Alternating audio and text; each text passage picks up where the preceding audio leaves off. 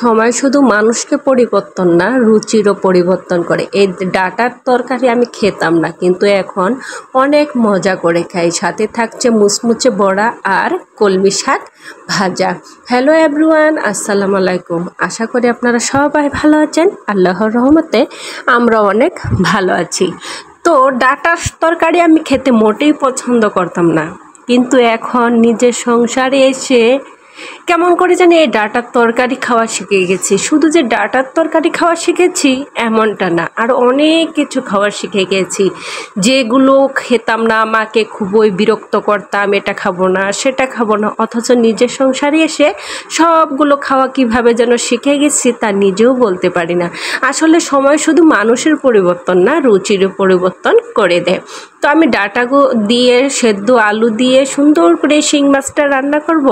তো গত 3 থেকে 4 দিন আগে রান্না করছিলাম ডাঁটার তরকারি, এই শিং মাছ দিয়ে খেতে কিন্তু খুবই ভালো লেগেছে। তাই আবারও গতকালকে আমি ডাঁটা কিনে নিয়ে আসছি আর আজকে রান্না করব। তো ভালোভাবে মশলা কষিয়ে সেদ্ধ আলু ফাটিয়ে দিয়ে তারপরে হচ্ছে গিয়ে ডাঁটাগুলো দিয়ে ভালো করে কষিয়ে নিব। আর অপর দিকে আমার শিং মাছ ভাজা হয়ে গেছে। আল্লাহ, কি ভুলটাই না হয়ে গেছিল। লবণ দিতে একটুকু মনে নেই, কিন্তু কালার দেখে মনে হচ্ছে কালার এমন ফ্যাকাশে কেন। জানেন আপনারা বন্ধুরা, যে কোনো রান্নায় লবণ না দিলে কালার সুন্দর আসে না, ফ্যাকাশে দেখায়। তো তাই এখন চেখে দেখলাম যে না, আমি তো লবণ দিইনি, তাই একটু লবণ দিয়ে দিলাম। তো দিয়ে ভালো করে ঝোলটা ফুটিয়ে সুন্দরভাবে মাছগুলো দিয়ে নেড়ে চেড়ে সুন্দর করে রান্না করে নিলাম। আর ডাঁটাগুলো খুব সুন্দর সেদ্ধ হয়ে গেছিলো। দেখছো কি কালার আসছে, দেখেই খেতে ইচ্ছে করে। তো এখন আমি এদিকে কি করব, কলমি শাকগুলো ভেজে নেব। কলমি শাক ভাজার সময় আমি শুধু লবণ আর কিছু কাঁচামরিচ চেড়ে দিই, পেঁয়াজ রসুন দেই না। তো পানিটা ঝরে ফেলে এই শাকের পানিটা সুন্দর করে শুকিয়ে নিয়ে আমি কড়াইটা আবারও ধুয়ে নিয়ে বসিয়ে দিলাম। তো তোমরা কারা কারা আমার মতো শাকের মধ্যে শুকনা মরিচ না হলে আমার চলেই না?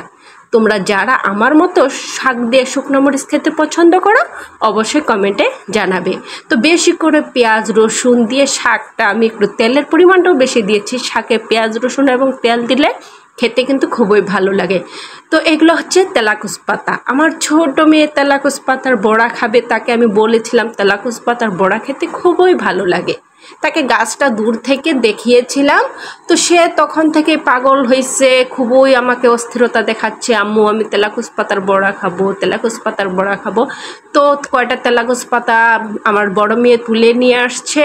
তো আমার ঘরে যেহেতু শুকনো চালের গুঁড়ি নেই, তো চাল বেটে নিয়েছি, নিয়ে এই যে দেখেন মুচমুচে বড়া বানাইছি। তো আজকের ভিডিওটা কেমন লেগেছে অবশ্যই কমেন্টে জানাবেন।